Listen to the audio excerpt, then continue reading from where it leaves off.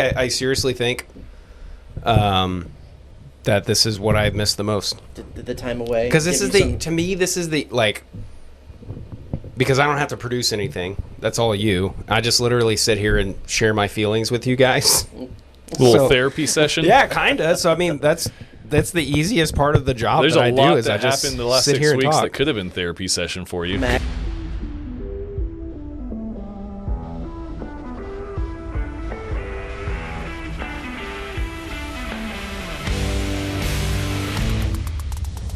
What's going on, everyone? This is the Aggie Game Day Extra Podcast. I'm KBTX senior Texas A&M sportswriter Travis Brown, and the whole gang is here. Over here, Chief Meteorologist Max Crawford. Over Howdy. there, Sports Director Tyler Shaw. They're back from their various travelings and just not being here. Max, you've been away the longest. I have, and the reason I left was to give you 6 weeks to sharpen your skills on the intro. I think, you know what? He actually nailed every single one. Nailed it. My man. He did well. I nailed Proud it. of you. I just needed you to not be here. I was nervous. You made me Sorry. nervous over there. Sorry, buddy. Well, this is mostly what you were doing, Oh, look at that. Yeah! hanging Man. out with Mace, and then tell us all about Two Kid Life and the new little one. It is an adjustment, for sure. But there's a lot of stuff in the newborn phase that you already kind of expect, and you're just not like used to, especially since there are two of them. But I would say for the most part, it has been less stressful than the first one. Mason has been very, very helpful. He's been a great big brother. I've had so much flipping fun with that kid over the past 6 weeks. I miss him because the afternoons and early evenings were when we hung out the most. So I miss that guy. But Not too jealous. no, of who? Of like attention time? Maybe a little bit. Okay. But not like he's been pretty good. Like he's been as understanding as a 2.5-year-old can be. And Hallie's amazing. She's starting to get a little bit of a personality, and so it's been a lot of fun. I'm very, very fortunate that we were able to take that time. If you're watching this on video, I'm like hunchback over here just to make sure that the A little microphone mishap with our desk Our over desk here. got a little short. I look awful. I hope that people are not watching. Go Just ahead and if put you your lower are third on there, just so people know if who you- are. What is- if you are watching, will you please just listen instead? Maybe we I need to look bring terrible. the short stool back. I don't know. I kind of want to go get it in the Yeah. middle of this podcast. It's fine. Everything will be okay. But yes, we've had a wonderful past 6 weeks. Unlike Aggie sports, I have still fought through it. And the best part of me being gone during those 6 weeks is y'all didn't have to deal with me over said 6-week period. There were a few times where me and Travis kind of, Poked the bear a little bit. agreed that, this would not be a good week for Max to be Or on. there's a few times that we poked the bear too. Yes, that too. I don't even remember what the conversation. It must have been during the Missouri series. I think was the lowest of the low, and then showed up a little bit against Georgia, and then softball did so well in the SEC tournament, and everybody just fell flat. SEC champions. Hey, count it. Yeah. And they would have played that game, and who knows? I mean, Anyway, we have plenty of time for Sure. sports. Right now, we're talking breaks. What was I saw there a lot of HEB trips? You said a lot of Costco trips. What was the highlight of the time away? I think it was a bunch of individual moments. Like, I don't know that there's a single thing that I could say, oh, that was awesome. Mason went to his first classmate's birthday party and had a ton of fun and stuff like that. But I'm already kind of seeing myself transition into what was your favorite part of the weekend, and it's actually what my kid's favorite part of the weekend was, right? Mm-hmm. So transitioning to that, it's not so much the moments that you make, it's the ones with the kiddos and stuff. But yeah, it's just being able to have that time with them, I think, is the best part. It's kind of lame. I don't have a specific memory. Did you get? No. I really. really don't. At some point, I was not wanting to come back to work because it's work. You don't want to come back to work. But there were some times where I was like, okay, it's probably about that time where, I have a job and I have to provide for my family. So there were moments like that where I could go back. But yeah, no, there was no boredom. There's really not any time. There's no time to be bored. I still had free time, but I wasn't bored because I was doing stuff. You know. Fair. Yesterday had to be tough. I mean, when you're gone for 6 weeks, and then the very first day, anytime you're gone for any amount of time, the first day back's always the roughest. And I mean, aside from when you guys are like out shooting in the heat and stuff like that, and like staying up late, this job's not all that physically demanding, right? But I was sure tired this morning. Yeah. Because taking care of the kid along with your wife, and then going and doing a full work day, and then coming back. Like this morning, I was pretty tired. For sure. Well, and you start back on the first day. If you've noticed, for those of you who are watching, we have a lovely new graphics package. Yes. Yeah, it's a new era. Sharp. New everything. So we had, trying to figure all that out. You have like 18,000 new monitors in your weather center in there. Yeah. It's a ADHD person's paradise. Or their hell. Yeah. Can you put separate games on all of those monitors? We're going to try. Yeah. We're sure going to try, Tyler. That first Saturday college football, I might be at work. We'll see. We might be in here with you. Pluckers who? We got all the screens over here. Well, Exactly. Let's get Pluckers delivered Okay. to the weather center. Now we are talking. So Tyler, you had a little bit more. I don't want to say exciting. You traveled a little further than Max. I did, yeah. This was definitely a choice time away. More as I feel like Max's was more necessary. You need to I take think that. you can say exciting. I'm not going to be offended. You could Okay. say it was more exciting than what I did. Like the I birth changed of a your lot- second child is probably pretty exciting. It is exciting, most definitely. But beyond that, you're changing a lot of diapers, and I caught up on Star Wars. I watched Okay. all of Andor, and that was awesome. I just completely took over where you were transitioning to Tyler, and I started talking That's again. fine. That's fine. But watched a lot of Star Wars. it explains all the Star Wars GIFs you've been sending I'm me telling on you, Twitter. if you are like me, because I became kind of a Star Wars nomad after The Force Awakens, so like for honestly almost the past 10 years, Andor just like brought all of that back. And so once I finished with Andor, I went into Rogue One, and then I watched Solo, and then 4, 5, 6. Like I'm back in, baby. It's Okay. awesome. Okay. Anyway, Europe. Nice. Sorry, Tyler. Europe. yeah, Europe. That's where I was, and as Michael Jordan once said, I'm back. Yes. So it's I was not gone 6 weeks. I was gone 2 weeks though, and look at there. That was one of my first stops, the Coliseum. I mean, I see. Wearing the Tyler Shaw uniform. yeah, of course. Short sleeve button down. Yep, short sleeve button down. There it is. That's the dad uniform. It's the Tyler. Nothing It better. is specific to Tyler Shaw. Though. Yeah. It's a good look. Don't hate on it. So that is you're looking at one of the first sports venues ever, right there, the Roman Coliseum. I don't know, seeing all of these things in person. You can't do it justice unless you go there in person. Everything was amazing. I can't believe how big the Coliseum was. There's the Eiffel Tower. We went to Paris. That was majestic. Everything was just so beautiful. There this across Rome the as well? seas. So that's in the Vatican. Vatican. Okay. That is St. Peter's Basilica. So the Vatican was amazing. It was just awe-inspiring. All the art and the Renaissance era and all the architecture there, and then this, giant cathedral, St. Peter's Basilica, kind of we did the whole Vatican Museum tours and saw everything in the Sistine Chapel, and then we kind of got into the Basilica at the end. It's just amazing. That's amazing. I got into the habit of anytime I walk in the building, I just look up at the ceilings because everything is just all this state-of-the-art artwork that you don't see here in the States because everything is just. It was funny. We had our 9-year-old daughter with us, and she kept asking, "Is this older than America? Is this older than?" I was like, "Yep, Yes. everything you were looking at, Literally all of it. is Just older than the country we live in." Go ahead and assume as much. Yes, it was just crazy to experience that in person. Is the Eiffel Tower older than America? I don't think it is. That one might be. Granted, she was asking all these questions when we were in Italy, when we were doing the Rome stuff. That should be a trivia question for bar trivia. Is Yeah. When was the Eiffel Tower constructed? Yeah, I could not. I think it was in the 1800s. Yeah. To be honest. 1800s. it is not. Yeah. So that one, no. But, Yeah. we also were in the Louvre and seen all the artwork that is definitely older than, a lot of it is older than America. Yeah, because wasn't it designed by the dude who ended up...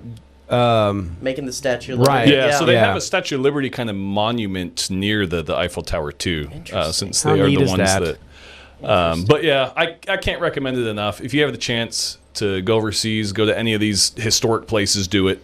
once in a lifetime trip. Here's the thing I was the most impressed with. You did all of this travel with like a tiny carry-on suitcase. How did that work out for you? Yeah, well, so packing cubes are your friend. So we bought these packing cubes that you kind of zip up. You just smush as many shirts and things you can in there.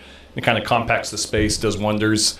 And yeah, you just honestly just have the mindset of, I'm packing do I absolutely need this? Packing as little as possible. I had one jacket. It was chilly the whole time we were there pretty much. But yeah, one jacket, obviously enough underwear and everything for the 2 weeks, but I managed. I had a carry-on. My wife had a carry-on. My daughter had a carry-on, and That's and amazing. backpacks as well. Yeah. That's more impressive than the whole trip. It really is. Yeah. What was the highlight? It's hard to say because there are so many. Rome was amazing. Just again seeing all that ancient ruins and then the architecture. Venice was probably my favorite city though.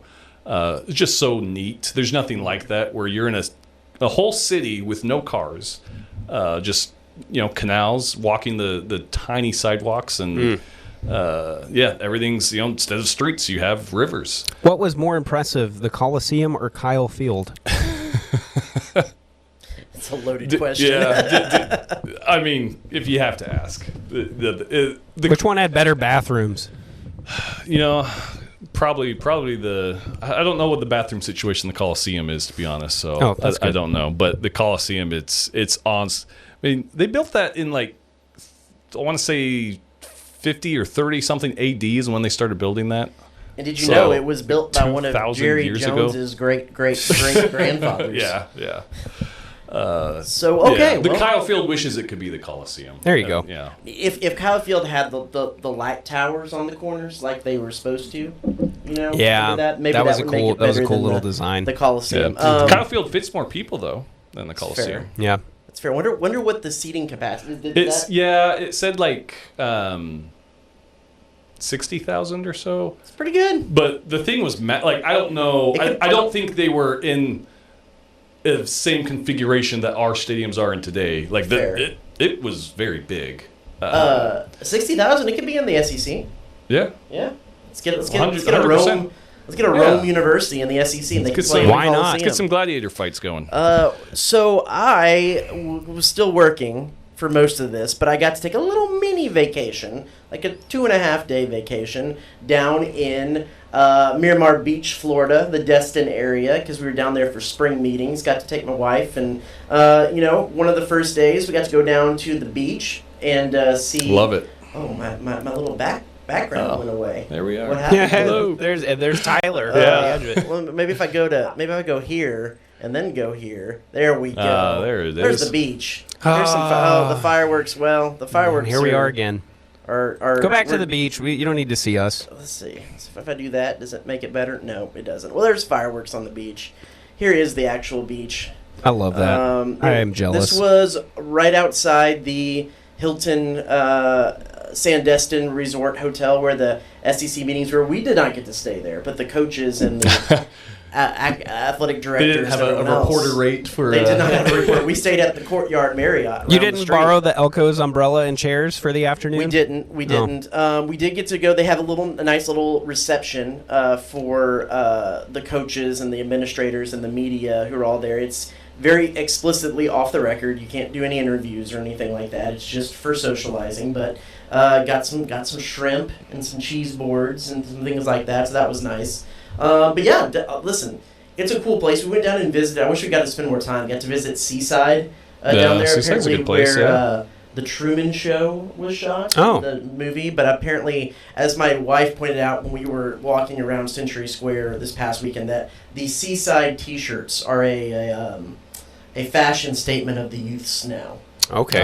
The college age youths. So I got myself a Seaside polo with some little dachshunds on it. Little golf playing dachshunds. You said you're a shrimp guy? I like shrimp. Okay, I didn't know that.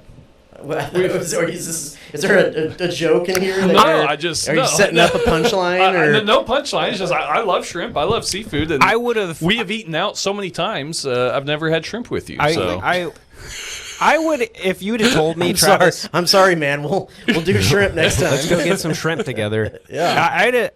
I would have assumed maybe that you're not a huge seafood person. I like seafood. I don't like weird. I don't like octopus or anything like that. But I'll do some shrimp. I'll do some fish. I mean, we even went to the place in Mississippi, in Vicksburg, in Vicksburg. But they have really good blackened chicken.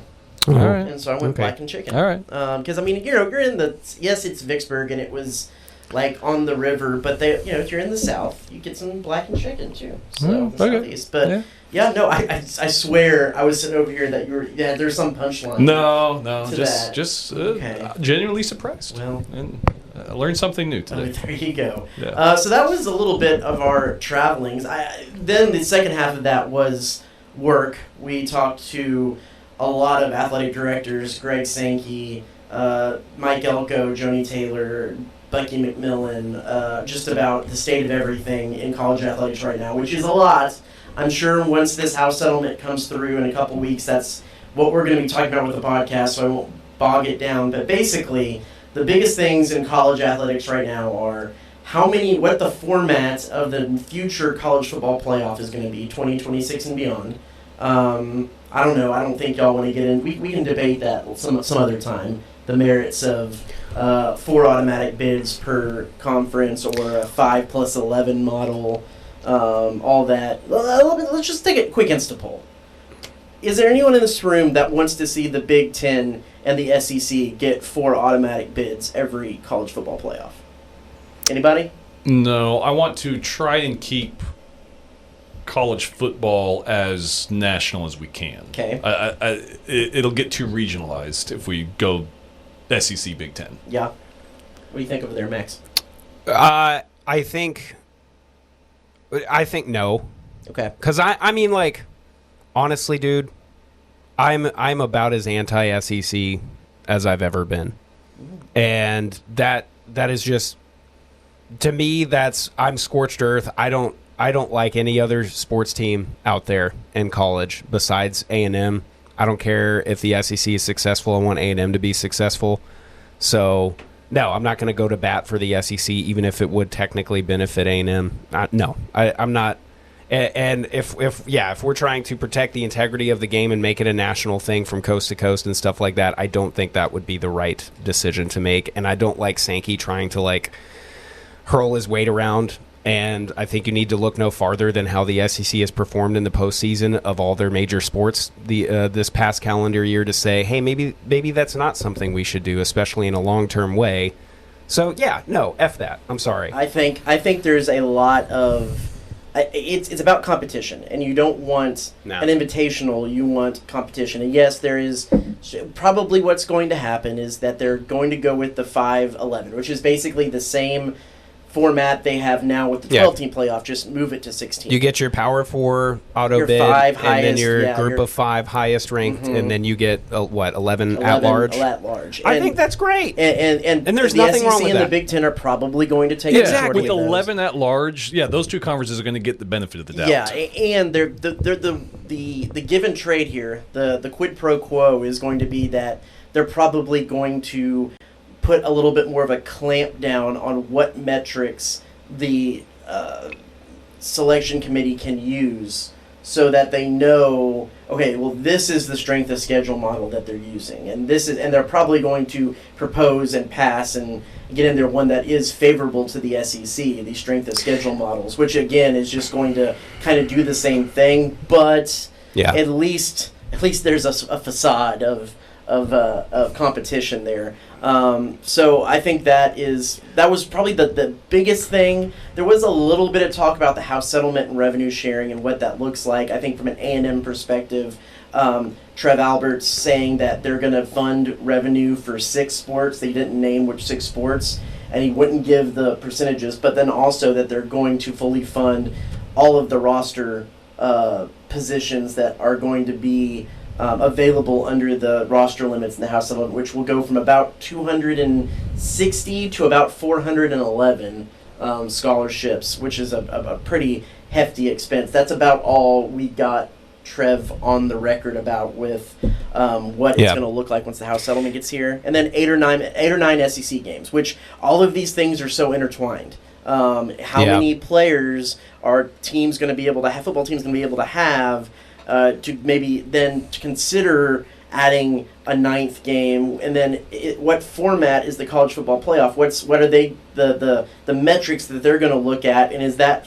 ninth game going to help or hurt? So really, one of the dominoes has to fall to make all the rest of them start to fall as well. And so we'll just have to see how that kind of shapes up, but it'll probably shape up sometime this summer. And listen, as an addendum to what I said earlier, because I feel like there was some vitriol to that, which I'm not like going to take back or anything. I do think like part of Sankey's job is to go to bat for the SEC, and so if that is one of the things that is on the table or is even potentially on the table, then sure, I guess you would want him.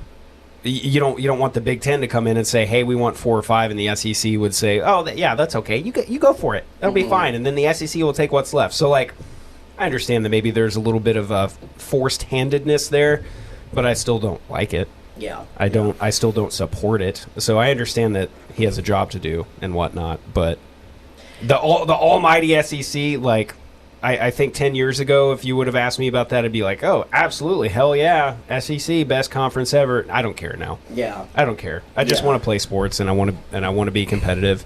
And I do, to go back to what Trev said, I don't think that the athletic department is going to be unprepared.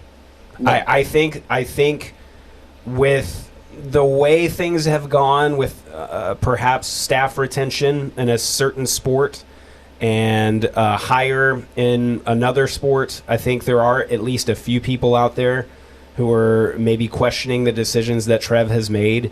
But I think when it comes to the grand picture of the landscape of college sports, I think Trev is absolutely the right guy. And like I said, I don't think he's going to be unprepared, and I think that he is going to make the right decisions moving forward. Over 40 years ago, my parents started C&J Barbecue, and today we continue to honor Dad's legacy with the best barbecue in the Brazos Valley. With locations on Harvey Road, Southwest Parkway, and our newest location on William Joe Bryan, we carry on our family tradition of serving up award-winning barbecue, sides, and desserts. We also offer delivery, catering, as well as custom menus and private chef services. Come visit us today for some of the best barbecue around. C&J Barbecue. The C is for Chip, the J is for Joe, and the barbecue is for you. Yeah, well, that dovetails right into kind of what I wanted to talk about today, and we're going to do a little bit of a season review because I think, and Max, you can probably speak to this a little bit stronger. I think the season as a whole, the athletic calendar left a bad taste in A&M fans' mouths with how a lot of the seasons ended, but there was some high points too, and I think some of those are forgotten. I have these kind of divided up by fall, winter, spring for most of the team sports. But you look and you want to talk about one of the high points in the season that I think might be a little bit easy to brush over, and that was the A&M volleyball team making it to the third round of the NCAA tournament. Oh yeah. And getting bounced by some of those really powerful Big Ten teams up there, but 21-8, 10-6 conference record. I mean, I think volleyball with Jamie Morrison is one of those programs that is on the rise. Very right much now. so. But then you have soccer, who is a perennial power in the sport and couldn't really get it together. They were bounced in the first round of the SEC tournament. Maybe one of those coaching situations that you want to look at there. And then football. Great start to the season, couldn't finish it in the end, and ultimately ended in the Las Vegas Bowl when they had a shot at the SEC title game and potentially the playoff. Fall, what's your? I'll start with Tyler. What's your feel on the fall? Is this net positive, net negative? Where do you kind of put the fall? I think it almost goes neutral because I think you look at soccer, very disappointing. You look at volleyball, very overachieving and very much on the rise, and kind of football to me, a little straight down the middle. You know, it didn't wow me, but again, knowing that it's only year one of Elko, wasn't underachieving by any means. I don't think. I think that they had some impressive wins. LSU comes to mind. Had games they shouldn't have lost, but knowing the situation that it was year one under Elko, I think an 8-5 season is about what you would expect. Out of the schedule they had. So if you look at the three sports, one overachieved, one underachieved, and one kind of met my expectations. I'll put it at like a plus 0.5. Because I think ultimately there was an added level of hope that came from the football team with the way that they started. But it was, again, Mike Elko's first year. He has stated frequently about kind of what he feels was the mess that they needed to clean up from the kind of culture standpoint from the years prior. And there was a lot of injuries, too. You had injuries in a quarterback situation in the middle. You had 2 of your best running backs, and then by the end of the season, 3 of your best running backs hurt. A wide receiver group. I think the biggest downside of it all was the defensive secondary, but it's hard for me when you step back and try to look at where the expectations were when the season began and where they were when it ended, and not say I give them a 0.5. So for the whole thing, maybe a plus 0.5. Me now.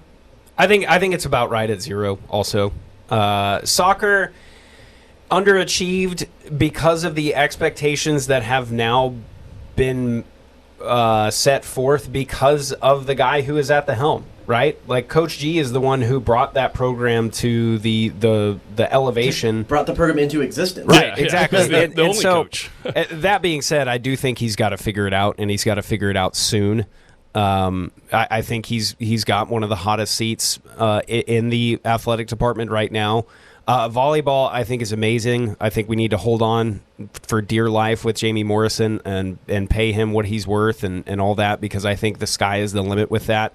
I think he really, really wants volleyball to be a mainstay in the athletic department's arsenal, and I hope that the fans give what is deserved already from that awesome team. Football, if you're just looking at the numbers and you look at the wins and the losses, you say, okay, that's probably about what I would expect. It's the way we finished that was frustrating. But those expectations were created by the overperformance that Mike Elko did with what he had, right? And so I think at the end of the day, you can't be mad at Elko, and obviously you've got to give him more time. And there were some high points, like the LSU game, one of the most fun games I've ever been to at Kyle Field. And Mizzou, in a completely different way, was one of the most fun games that I've been to. And then you bookend the season with that underachieving and disappointing Notre Dame game, and then obviously the very disappointing Texas game. So I still think Elko's the guy. Y'all have heard me say this so many times that I think Elko is going to win a national championship. I hope that it is here. I hope that we give him time to mature as a coach and figure things out, because I do think that he is going to win some hardware at some point. I don't know when it is. I don't know who it will be for. I really, really hope that we give him the time that is necessary. I think right now the SEC is about as wide open as it's been. I mean, mostly because Nick Saban retired. And people look at next year's schedule, and I think part of it is just because of the way that we ended last season and say, well, look, there's another 8-4. We don't know that.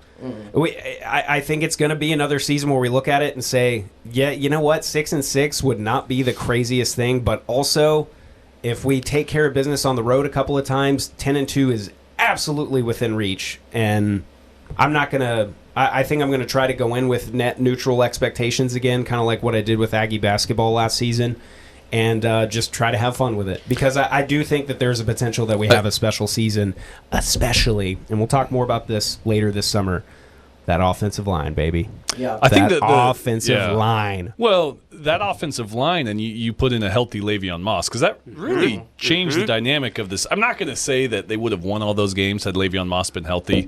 I mean, they were already losing that South Carolina game. Yeah, but I think we would have beaten Auburn. Yeah, he's a difference maker. And then already that would have taken us to Atlanta. So and a more, what seems to be a more robust wide receiving group. I would not be surprised if this year they are looking in kind of in the same situation down the season. They control their own destiny. I think the SEC has as much parity as it's ever had. So the difference between going to Atlanta and being the middle of the pack, I mean, there's going to be 5 or 6 teams all fighting for those top 2 spots. For sure. It should be fun. It'll be a lot of fun. We have all summer to talk about it, too. Talking season is actually a lot of fun to me. So, because there's no losses involved. No, everyone's a winner in talking season. That's the best. There's no the expectation. Like, oh man, and like building up to like even 0 week it's just so much fun. So, yeah, we'll dive into that all summer long, and hopefully we'll talk some baseball transfers soon. Yeah. 8 hit the portal yesterday. Right. As would be expected. No one shocking on that. We're getting ahead of ourselves. Sorry. Next is the winner records. And so I present to you men's and women's basketball. Men's basketball 23-11, 11-7, made it to the second round of the NCAA tournament, same as the year prior. Women's basketball 10-19, 3-13, first round bounced out of the SEC tournament. Kind of a little bit of the tale of two programs here. I guess you put this at kind of a 0 as well, kind of net neutral, because I do think with what the basketball team had, we've talked about this. I think expectations were to get beyond the first weekend of the NCAA tournament, but man, did they do a lot with a roster that a lot of people probably couldn't get as much out of it. And you look back at the Auburn game, you look back at some of those big wins, but then you also look at the getting bounced out of the losing 2 games to Texas and getting out of the second round. I don't know. To me, if you compare both of these, it's a net neutral. Max, you go this time. I think overall it's a net negative.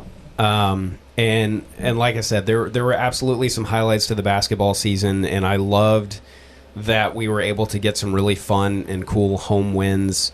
And yes, we talk about how we were consistently ranked through almost the entire season. And so, like, statistically, it was one of the best seasons we ever had and stuff, but it did not translate to any hardware.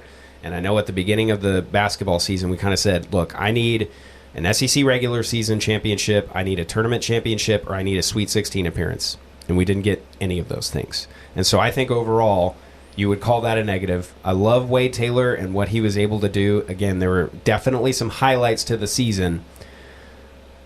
But when your head coach leaves, and most people are at the very worst okay with it, and at the very most really excited about it, I don't know how you can look back on the season and say anything other than that. And women's, obviously, we underachieved, but I think I am Joni Taylor's biggest supporter.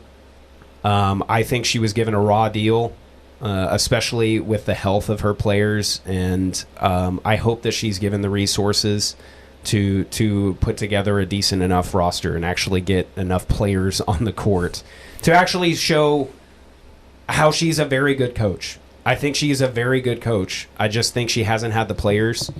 So a lot of people were mad that she wasn't fired, and I'm perfectly okay with her staying for another season.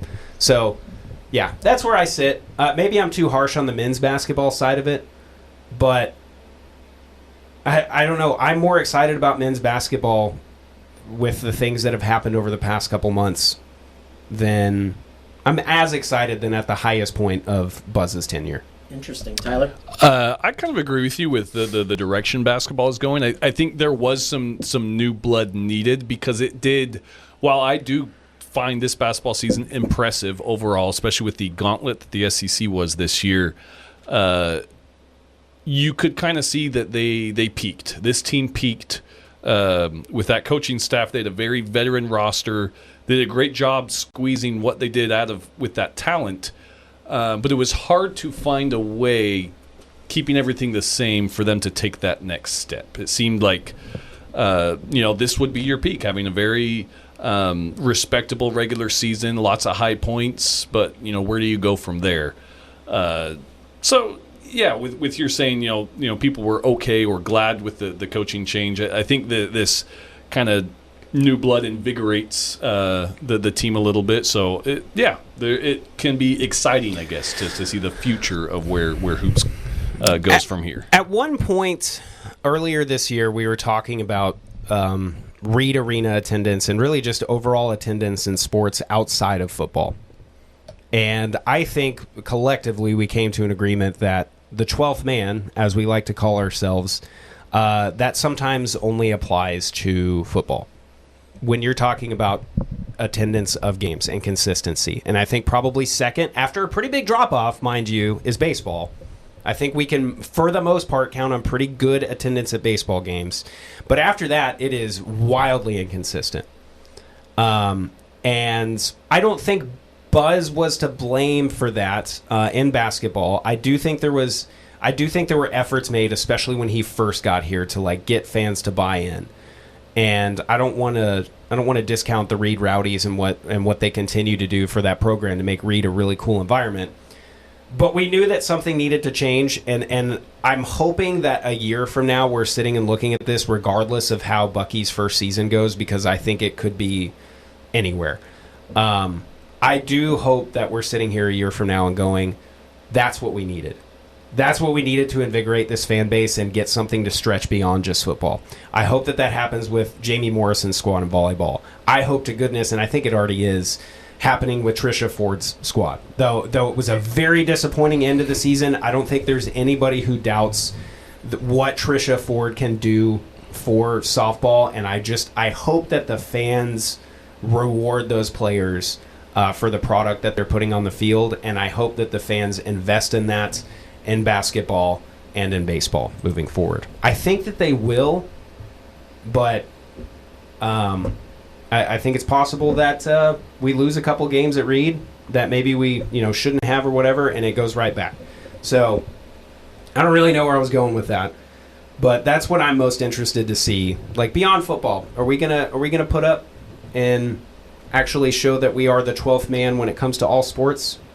I don't know. We'll see. With the revenue sharing, we'll be interested to see. Are they going to? How much are they going to include everybody? And that's a question I'm going to pose here in just a second. That was the perfect Crawford cam right there, by the way. A little side editorial. Yeah, my posture's not the best. That's okay. But we need to get you that's because I'm trying to make the microphone sound good. Yeah, I kind of gave up on that already. Oh, okay. Tyler and Max on the good mics, and Travis is in a cavern somewhere. I'm in a cave. I'm in a fish tank. So here's spring. Here's where I think between men's basketball and women's basketball, this is where I think a big part of the rub is.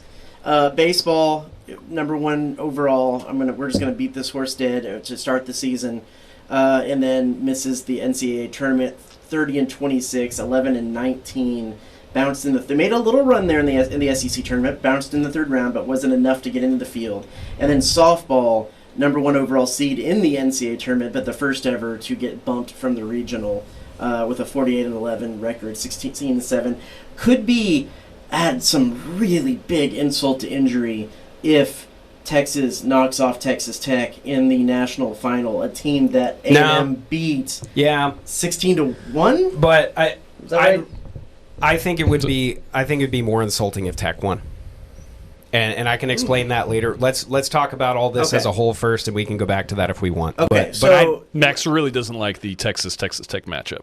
No, I really, really, really do not. Okay, and I wouldn't have liked the OU and Texas matchup either. But I don't like the OU I like the Tech, or I hate the Tech and Texas Tech matchup. You know what I'm saying? Sorry. Women's tennis won the Natty last year. There was hope from A&M fans and the team that they could go back and repeat. Made it to the tournament final, but ultimately lost that to Georgia in what became a good little mini rivalry over the past 2 years. Men's tennis made it to the super regional round. They're bumped. Past 4 or 5 years, we go.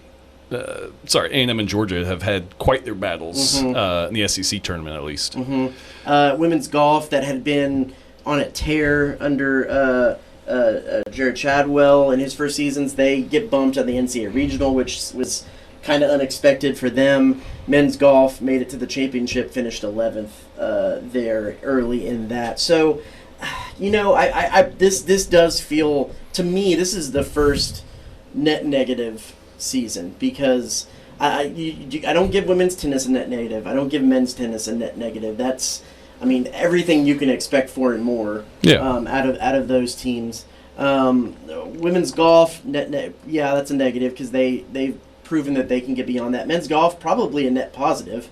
And then baseball and softball, double. Well, baseball is for sure a big That's negative. A double, yeah. Softball, it ended if you're in talking a horrible way. If you're just talking regular season, it's a positive. It's a positive, yeah. And the conference tournament. And the conference tournament. Yeah. They just rolled through. And we can talk about whether that game should have been played, which I think it should have been. It just means more. Apparently not for softball, but it wasn't, and they are tournament champions. Yeah. So they got hardware. Yeah. And I know that that's not what it's all about, but like some really freaking fun moments. And I think all of that boils down to I think Trisha gets a mulligan.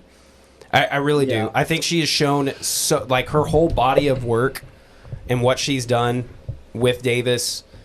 I think she gets a mulligan. It's so disappointing, and it was just so disheartening the way that it played out with all the other things in consideration with the stuff that the A&M fan base has had to endure over the past calendar year.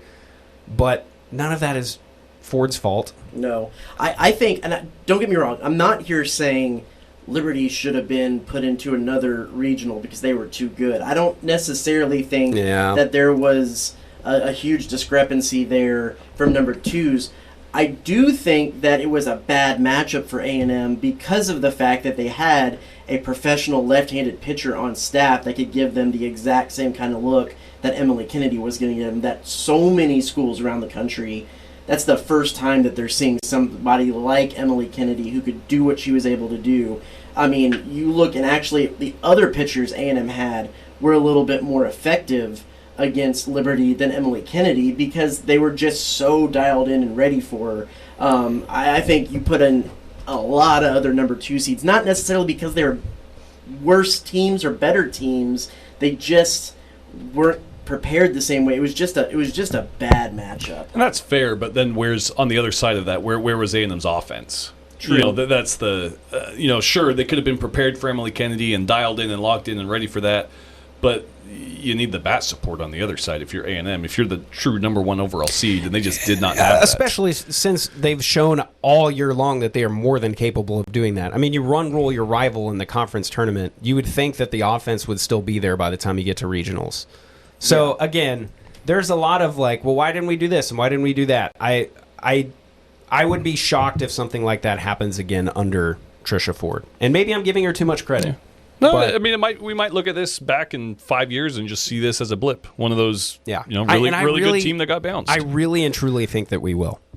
I think there is also just a lot of, I mean, look at the baseball tournament the first weekend. There's just a lot of parity out there. What, 13? Yeah. 13 SEC This is going to be make it fun. 4 Omaha. Go to, only 4 in the supers right now. Right. Number 1 bounced, number 2 bounced.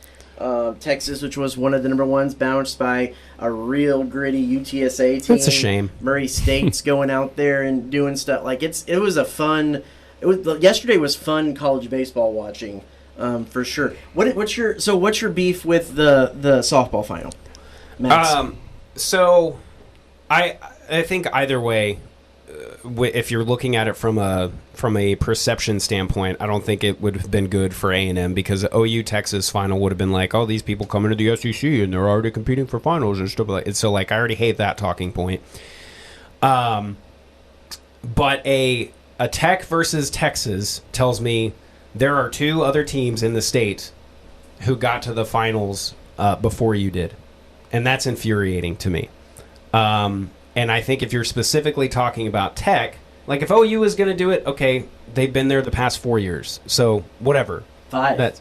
Past 5 years. So okay, but this was Tech's first time in Oklahoma City, and they are undefeated.